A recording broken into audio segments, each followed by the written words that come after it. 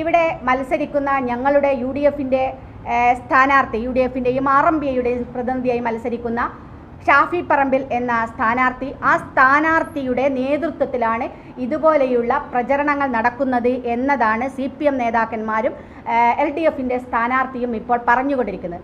അത് വളരെ കൃത്യമായിട്ട് ഞങ്ങൾ നിഷേധിക്കുകയാണ്.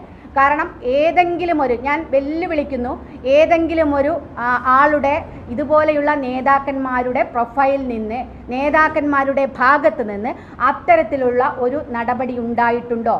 ഇവിടുത്തെ സ്ഥാനാർത്ഥി ഞങ്ങൾ ഷാഫി പറമ്പിലിൻ്റെ നേതൃത്വത്തിൽ, അവരുടെ ഔദ്യോഗികമായ കാര്യമോ അദ്ദേഹം പറഞ്ഞ ഏതെങ്കിലും വാക്കുകൾ ഇതുപോലെയുള്ള ആക്രമണങ്ങൾ ഉണ്ടോ എന്നുള്ളത് അതില്ലാതെയാണ് ഇതുപോലെ സ്ഥാനാർത്ഥിയാണ് ഇത് നടക്കുന്നത് എന്ന് പറയുന്നത് ശുദ്ധ അസംബന്ധമാണ്, ശുദ്ധ നുണയാണ്. അത് യഥാർത്ഥ പ്രശ്നങ്ങളിൽ നിന്ന് വഴിതിരിച്ചു വിടാനുള്ള നീക്കമാണ്.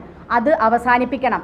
ഇവിടെ ഏറ്റവും പ്രശ്നം, ടീച്ചർക്കൊപ്പം ഞങ്ങൾ നിൽക്കുകയാണ്. ടീച്ചറുടെ ഈ ആരോപണത്തിൻ്റെ കൂടെ ഞങ്ങൾ നിൽക്കുന്നു. ഞാൻ ഉൾപ്പെടെയുള്ള ഇതൊക്കെ നേരിടുന്ന സ്ത്രീ സമൂഹം, അവിടെ ഒരു കക്ഷി രാഷ്ട്രീയവുമില്ല.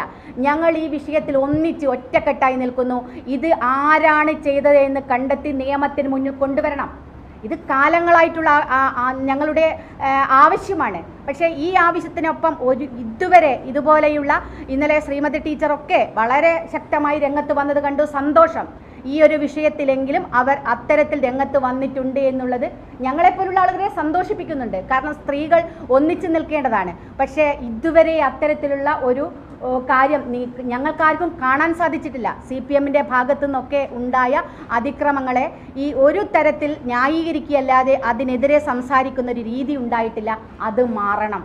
അതുകൊണ്ട് ഈ വിഷയത്തിൽ വളരെ വ്യക്തമായി ആരാണിത് ചെയ്തത് എന്ന് കണ്ടെത്തുകയും അവരെ നിയമത്തിന് മുന്നിൽ കൊണ്ടുവരികയും ചെയ്യണം. അല്ലാതെ ഫേക്കായി കുറേ കാര്യങ്ങൾ പറഞ്ഞ് അവരാണ് ചെയ്യുന്നത് എന്ന് പറഞ്ഞ് യഥാർത്ഥ വസ്തുതയിൽ നിന്നും വളച്ചൊടിക്കാനുള്ള ശ്രമം നടത്തരുത് എന്നുള്ളതാണ്.